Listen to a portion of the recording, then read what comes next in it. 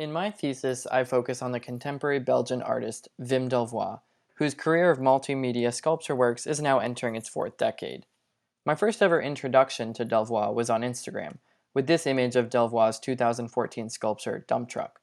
I was fascinated by the level of skill required to create a piece like this and its relation to a larger art historical narrative, which is a common theme throughout his body of work. In my thesis, I focus on his 2018 series of low-relief sculptures depicting scenes from video games like Fortnite seen here. I'm interested in this series for its use of marble, an ancient medium, and its relation to digital popular culture. In my thesis, I argue that by integrating old media with new, high culture with low, and the medium with its mode of representation, Delvoye shows us how art can position us within a historical and geographical network. In short, from low-relief sculpture to video games, it's media that positions us in the world.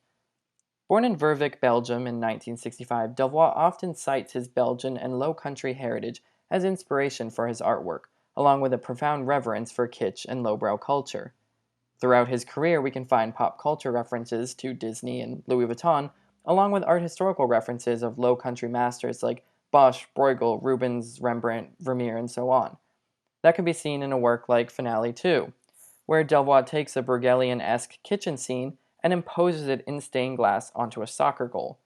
Delvoye describes himself as, quote, like a double agent, explaining that he has one ID card for art and another for the suburbs. This concept also manifests itself in a work like Nautilus, which takes the popular early modern low country motif of a nautilus shell and combines it with a Gothic lattice inspired by the Cologne Cathedral.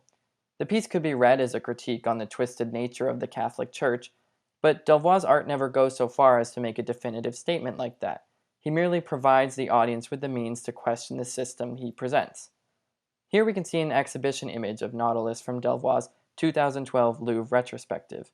In fact, Delvoye's art is quite commonly curated alongside the existing art historical traditions he references. For example, one of the first places the low-relief sculptures were shown was the Belgian Royal Museum of Fine Arts, where Delvoye got to present his work alongside the masters he so deeply admires. The artist enjoys these types of presentations because it gives him the opportunity to show older art to an increasingly contemporary-focused audience. In his own words, he states, "It's contemporary art that seduces people into going into the galleries of old art." Put briefly, Delvoye likes showing the connections between old and contemporary art. In this quest of contemporary art that will seduce art patrons into liking old art, Delvoye aims to create an oeuvre with recognizable pop culture references. To do this, he uses Google Trends, a program by Google that tracks how frequently a given word or phrase is entered into the popular search engine. Recently, he has been following the term Twitch, which is the name of a popular video game streaming service. Thus, when Delvoye chose to use Fortnite as the subject of his work, he was really using it as the means to present Twitch and the concept of streaming as a method of viewership. This is because Fortnite is the most popular game streamed on Twitch. So what is streaming? Well, streaming in the context of video games is when one person, called the streamer, shares their screen so that an audience can see it. However, the audience does not see the streamer themselves, only a virtual copy or a screen share of the streamer's screen. They see all the results of the streamer's actions, but only the results. They do not see the actions themselves. I argue that this is the same viewer-to-audience relationship we have with Delvoye in his low-relief sculptures, which explains why he chose to depict Fortnite/Twitch so that the sculptures work as a form of meta-art.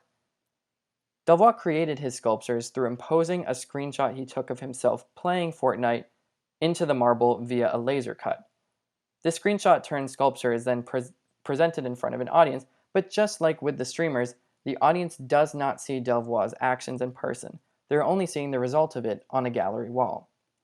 Therefore, with both a video game streamer and Delvoye, we have a creator physically interacting with the thing in front of them, and an audience that sees the result of these actions, but this audience does not see the creator themselves, nor do they interact with the thing they are looking at. They just look at it. To conclude, the low-relief sculpture fits right in with his goal of enticing people into liking old art, as this series demonstrates that despite being separated by over 2,000 years, low-relief sculpture and video games employ similar tactics of representation. Thank you. In my thesis, I built a historical and conceptual framework in order to understand the peculiar nature of the contemporary art market by focusing on Jeff Koons. I argue that it is easier to hate Jeff Koons than to accept that he reflects a much larger failure of the contemporary art world to maintain a separation between artistic and financial value systems. Jeff Koons currently holds the title of the most expensive living artist, following the sale of his stainless steel rabbit at a 2019 Christie's auction for $91.1 million, a staggering sum that could pay off the average student debt amount held by over 3,400 college students. The sale of Rabbit provokes a number of pressing questions. Is Koon the most successful business person in modern time? Does the monetary and artistic value assigned to Koons' work correlate?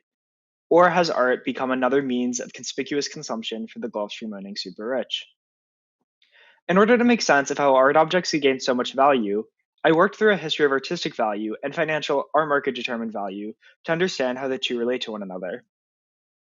To understand artistic value, I interrogate Koons' practice of outsourcing the creation of his art, a model he claims is crucial to supporting his creative process. Koons utilizes a workshop model not unlike those used by Rembrandt and Rubens, but my analysis reveals that Koons uses such a model in wholly new ways. I argue that Koons' model is crucially different as it operates in the legacy of the Duchampian ready-made. The Duchampian ready-made unsettles previous notions of artistic labor and value as it places commodities into the sphere of art. Thus, it confounds the categories of art and non-art and raises questions about how one defines use, value, and art itself. Duchamp's fountain serves as an instructive case study as it elevates a reproducible good with use value, a porcelain urinal, into the realm of artistic display. Through my analysis of this work, I argue that Koons imbues his own ready-made works with artistic value by two specific acts of labor. First, that of choosing the object, and second, that of placing the object into the context of art. It is this labor that converts the reproducible non-art object through artistic labor into the non-reproducible art object. Duchamp also shows the value of art is determined by its social reception. Art does not necessarily require a transformation of raw materials into a distinctly different or unique good. Instead, it merely requires the audience accept the object as art. The art market has come to play a role as important as that of the artist in the creation of financial value, a complex development that can be traced to enterprising art dealers and auction houses of the late 20th century. A key turning point was the 1973 auction of the art collection of taxi magnate Robert Scull.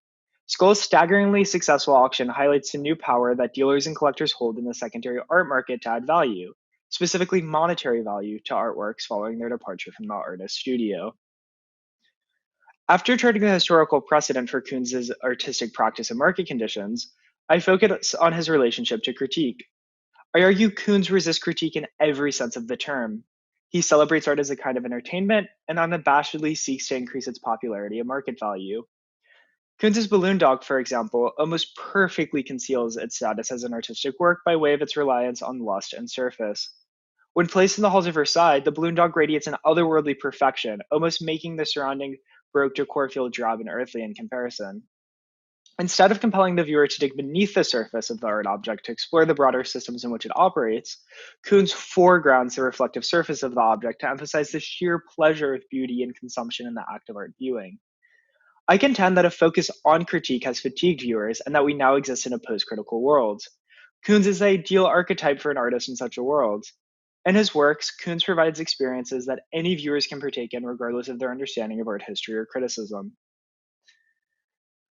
I conclude by considering the role that sex and celebrity plays within Koons' work. In his Made in Heaven series, produced between 1989 and 1991, the image of the artist as celebrity is most clearly articulated. At the time, Koons was married to Alana Staller, an Italian porn star who worked under the name Cicilline. The series consists of a number of images featuring both Staller and Koons engaging in a variety of sexually suggestive and sexually explicit acts. Koons is able to place pornographic images in the realm of high art as a result of his celebrity artist status and the willingness of his audience to accept non transgressive, i.e., non queer, lust in such an art context.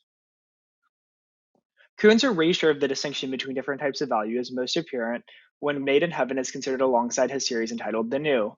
This earlier series consists of vacuum cleaners carefully displayed in plexiglass boxes illuminated by fluorescent light fixtures. In one of his most transparently Duchampian gestures, the consumer good of the vacuum is quite literally elevated to the realm of art. Koons shows that the commodity, sex, and celebrity are all subject to the same notions of artistic value and consumption. The lust held for one's partner becomes no different than the lust for one's vacuum cleaner, nor does that lust differ from the lust held for Koons' work itself. This comparison reveals that in the contemporary art environment, financial and artistic value can be applied to everything without any clear delineation between the two forms of value. Koons therefore poses a challenge for the art world, as the value of his work is not clearly located. Whether one deems him an avid exploiter, an insightful commentator, or critical artist, Koons exposes an increasingly slippery relationship between monetary and social value in the contemporary art world. In place of self-proclaimed critical art that seeks to destabilize and consequently fatigue the viewer, Koons presents his audience with celebratory objects and engage critique only at the most superficial level. Koons, in effect, holds a mirror up to the art world, displaying how the contemporary art market has increasingly come to value objects and artists that operate as mere surfaces onto which audiences and buyers can project their desires and neoliberal values for what art should be. Thank you so much. My thesis, entitled Hodegetria is More Than Skin Deep, deals with the power of looking at an object with multiple phases. So you ask, what is a Hodegetria?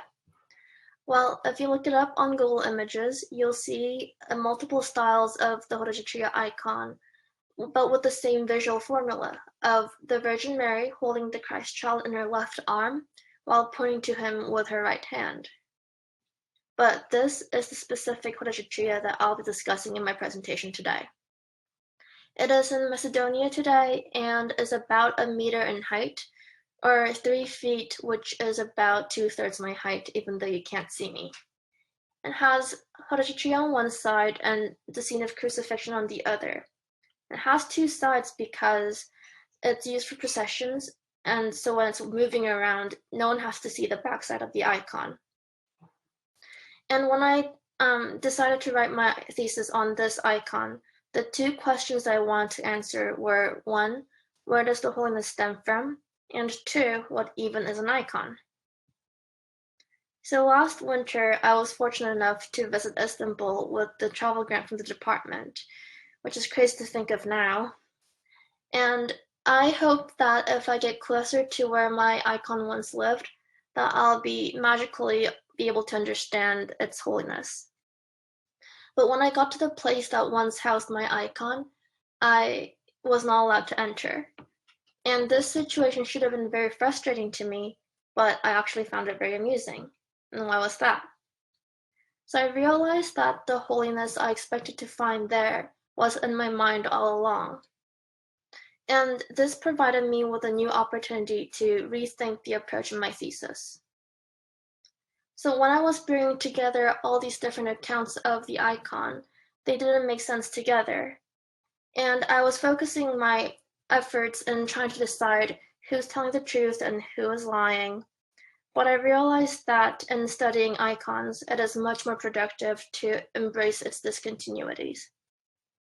So this is the trajectory of my paper and has 3 layers, which represents the topographic cross-sections of Constantinople.